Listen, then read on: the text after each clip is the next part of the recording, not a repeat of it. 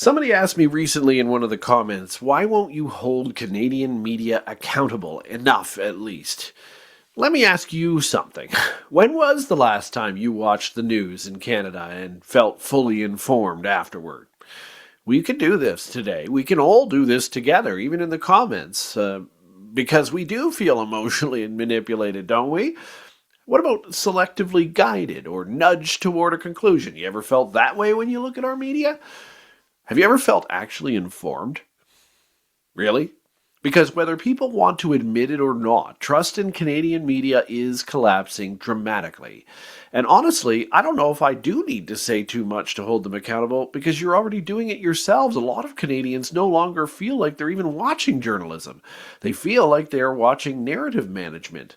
That's the real problem. It's not even necessarily about outright lies anymore, is it? It's framing. It's how they frame everything. It's how they frame the stories, in particular about politics. It's selection of the stories. It's omission of pieces of the stories. It's the tone they use to drive you to a certain conclusion. What stories get amplified? What stories totally disappear? They get put on the front page for 10 minutes and then all of a sudden they're on page 9. Who gets protected? Who gets targeted? It's all there. And Canadians are noticing all of those patterns because we do that. That's why you constantly hear people saying things like, I don't trust any of them anymore. I can't say that I do either. The CBC, CTV, Global News, Toronto Star, even Post Media to some extent. Independent outlets tend to be the ones that are actually just saying the things that are really happening. Alternative media is out there to do that. Trust overall, though, is collapsing in mainstream media. And when a population stops trusting its information systems, society has become extremely unstable. People need information, so they sometimes still turn these networks on. And then what happens when they do that? Well, they go searching for it somewhere else if they can't get the real information or don't believe what they're seeing. And where do they go? Places like this. They go online. They go to social media, TikTok, Instagram. They go to these podcasts. They go to YouTube. They go to Spotify. They go to Rumble. They go to all these places. And while traditional media mocks that shift, now you're starting to see some of their reporters just sit down at their desk and do social media because all of a sudden they're realizing maybe we shouldn't mock this. Why did people leave media in the first place? That's a good question we need to answer today. Let's tap into the truth. Welcome to Bakes on Things. Young athletes train hard. They go to showcases. They give their everything to get scholarships or to be drafted by their sport. What many athletes and parents don't realize is these athletes are also being watched very closely for what they do online. On top of that, social media can be used to showcase their great plays, their awesome goals, and their achievements that scouts and recruiters don't always get to see. In fact, one recruiter said, I have had what I have seen on an athlete's social media put them over the top over other athletes many, many times. That's huge. Help them learn how to be seen by enrolling them in Power Alley, a full 10-module online course teaching young athletes how to be noticed the right way. It is loaded with proven best practices and activities for them to do right away to be seen today. Enroll your aspiring athlete now by scanning the code on your screen or clicking the link in the description. You can give it as a gift or sign up yourself today. Just be sure to use code MAPLE to save 20% at checkout. Welcome back to Tap the Maple here on Bakes on Things for your Thursday morning. You're almost to the end of your week. A coffee and tea. Cheers to that, no matter what you drink. But today we are diving in to one of the biggest institutional crises quietly unfolding in Canada right now. That's the distrust or the collapse of trust in our mainstream media. Now, this is a big topic. This is a topic that many of us agree with, and there are some out there that don't agree with this. But let's try to be adults about this and assess this for what it truly is. Distrust in media is not some fringe phenomenon anymore. It's mainstream. You see it absolutely everywhere in this country. People across all political spectrums increasingly are starting to believe that the media has stories that are selectively framed. There's literally no doubt about that. Important facts get buried. Narratives are coordinated, and journalists often appear more ideological than they are investigative. And that perception alone is a massive, massive issue because healthy democracies require trusted information systems. Where are you getting your information from? Without those systems, in fact, polarization rises, conspiracy theories spread, civic trust collapses, and citizens increasingly live in completely different realities. And unfortunately, well, Canada is drifting further into that environment every single year. I would argue it's probably every week, it's probably every day, and maybe we're right down to the hour now. This is the key distinction, though. People increasingly feel like the media is trying to shape their interpretation of the events that are happening in this country and around the world, instead of simply presenting events honestly for what they really are. That's where trust really began breaking down in this country because Canadians notice the framing, especially now that information moves instantly online. You can get it anywhere. You can get it on all of the social media platforms. It's quick, it's easy, it's a click of a button. People compare headlines constantly, and they are starting to notice a pattern. One protest gets framed as mostly peaceful if it's a liberal one. Another becomes dangerous extremism if it's conservative. One scandal dominates coverage for weeks, floor crossing. Another vanishes in 24 hours, Mark Carney saying he is MAGA. One politician gets endless benefit of the doubt. He must have been talking about something else when he said MAGA. Another gets treated like a national emergency. He is MAGA and he's a Trumpian. And eventually citizens begin asking, well, wait a minute now, why does this coverage feel so uneven? That question is growing really, really fast right now in this country, especially because modern audiences now have access to the actual raw videos often. Sometimes they have access to the live streams, sometimes the social media footage of everything that's being said, independent commentary like this, and international coverage. Traditional media no longer fully controls the narrative environment despite how freaking hard they try, and that has changed everything. Because now citizens can directly compare what I saw versus what they actually told me I saw. And when those two things feel very disconnected repeatedly, trust erodes rapidly. I mean, super fast. And we are seeing that on a daily and weekly basis now. And let's be honest about something here. The COVID years fundamentally changed how millions of Canadians view institutions. And no, I'm not going there on vaccines or anything else. Believe what you want to believe, when you want to believe it, and how you want to believe it. But it was not just government, it was media too. Regardless of where people stood politically during that period, one thing became very clear in Canadian media, especially once they started to receive emergency funding. Large portions of the population then felt dismissed, mocked, or selectively represented by that mainstream coverage. I wonder why. But that left scars. Now, again, this is not about denying COVID existed. This is not anti-science. I'm not going there today, but many Canadians noticed something during those years.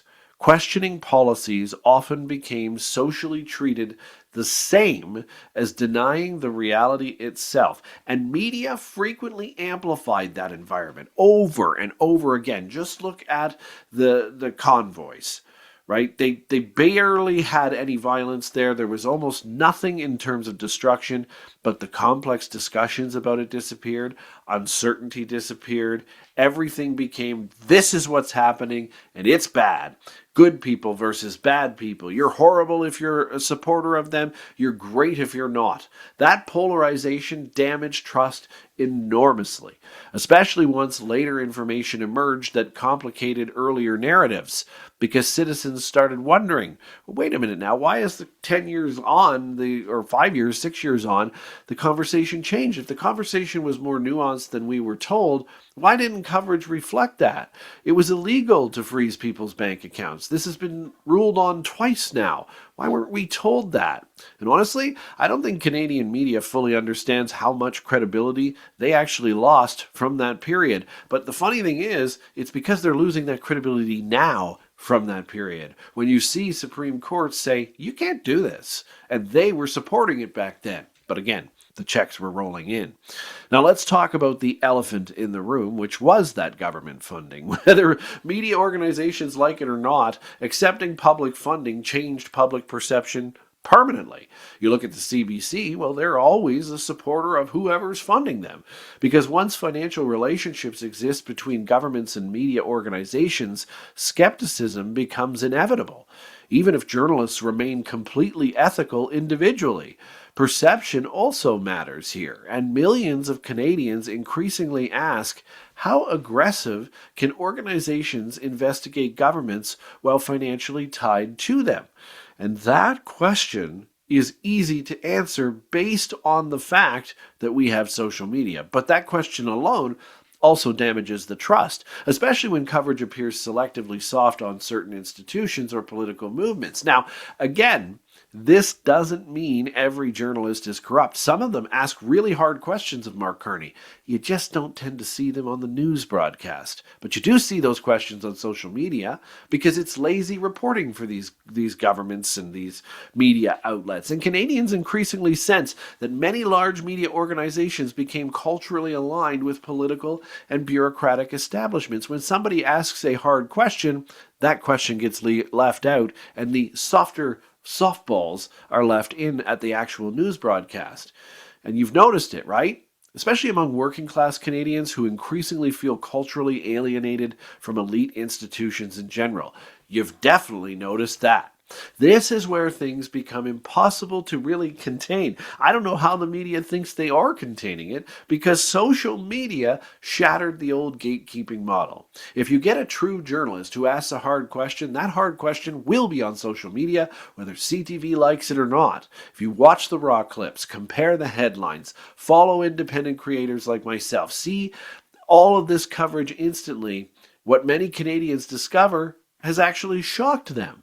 The framing often changed the emotional meaning of the story entirely when it got to the news broadcast or the newspaper itself. Same event, completely different impression depending on the outlet itself. That realization has changed audiences in this country permanently, because once citizens become aware of framing mechanics, they stop consuming media passively.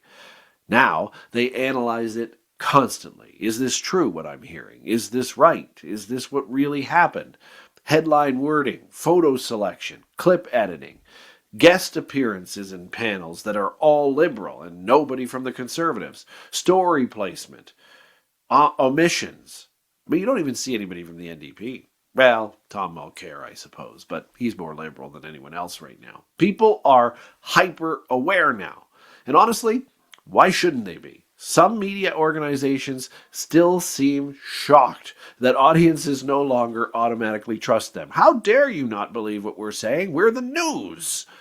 But trust is earned, news, repeatedly in fact. And once lost, it's incredibly difficult to rebuild it, as they are learning as a hard lesson right now. When's the last time you actually trusted a word out of Rosemary? She even said it's all fake anyway in one of her interviews. Canadians increasingly choose media based on emotional alignment instead of informational trust.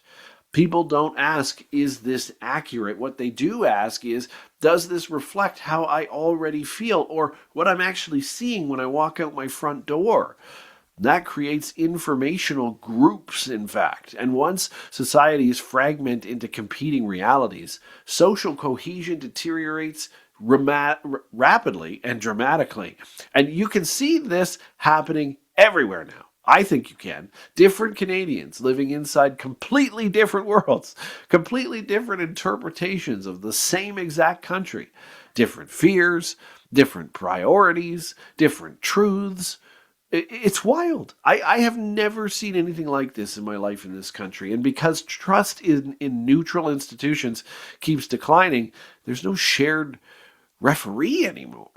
That's dangerous for democracies. Very, very dangerous, in fact. And that's the problem here. We keep having to use in every one of these videos the word dangerous. And you know why? Because all of this it's dangerous to the prosperity of this country. This is the important distinction that many outlets miss all the time. They still miss it.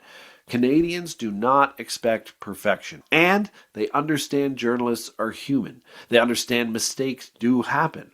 What people increasingly want is just the frickin' honesty. Why can't we have that? Why can't we have transparency? Why can't you provide the balanced feeling of the story? Why can't you provide some humility? If what he said sucked, it sucked. Acknowledgement of the uncertainty. If you're not sure he's talking about MAGA, you're not sure. At least citizens would have felt like they were getting that, but they don't feel like that. Instead, they feel managed, moralized that selective, informed, emotionally manipulated, or are selectively informed and emotionally manipulated. That perception, it fuels resentment daily, especially when economic conditions worsen simultaneously, because distrust in media rarely exists in isolation. It usually grows alongside declining institutional trust and financial frustrations and political instability and cultural division. And Canada right now is experiencing all of those things, all of those pressures at once. So to wrap this up today here on your Thursday, I know you asked me to rip apart the media, and I'm doing my best to do that with trust and truth. Because trust in Canadian media and distrust of it in it didn't happen overnight. It happened gradually, through framing, through polarization, through selective credibility, when it didn't just become the CBC is liberal. Everybody's liberal because they took funding. It was institutional alignment and a growing disconnect between how citizens experienced reality and how reality was often presented back to them. How many times have you raised one eyebrow at what you're watching? The danger is not simply that people distrust the media. The danger is that they stop trusting any shared source of information at all because they don't know which is correct. Because once that happens, societies become extremely vulnerable to fragmenting themselves, as we've seen across Canada today. Canada may already be much further down that road than many people realize, especially in our media. And that's why this conversation matters. That's why your question in the comments about ripping apart media mattered, because you don't trust them anymore, and understandably so. Not because the media itself should be bad, but because they're not requiring that everything is honest or transparent or balanced. Right now, millions of Canadians increasingly don't believe any of those things are happening anymore. And rebuilding that trust may become one of the defining challenges of this entire decade. That's how we tap into the truth. Don't forget to like, subscribe, join the conversation down below. I mean, the media, what do you think? Do you trust what I'm saying? Do you trust what others in independent media are saying? Or are you unable to trust anyone right now about what their opinions are or what things are being said or what's being reported on? Is it that bad now in Canada? Let's have that conversation. Even if you have to take shots at me, it's fine. I can take it. I'm a big boy. We can do this. But otherwise, don't forget, as I said, to like and subscribe. Go have your coffee. Go have your tea. Maybe go out, have it outside, and just enjoy the fresh air. We might all need that right now. Thanks for joining us. We'll be back at 6 a.m. tomorrow morning on Friday morning for your Friday morning edition of Tap the Maple. Until then, have yourselves a great day, and we'll see you tomorrow.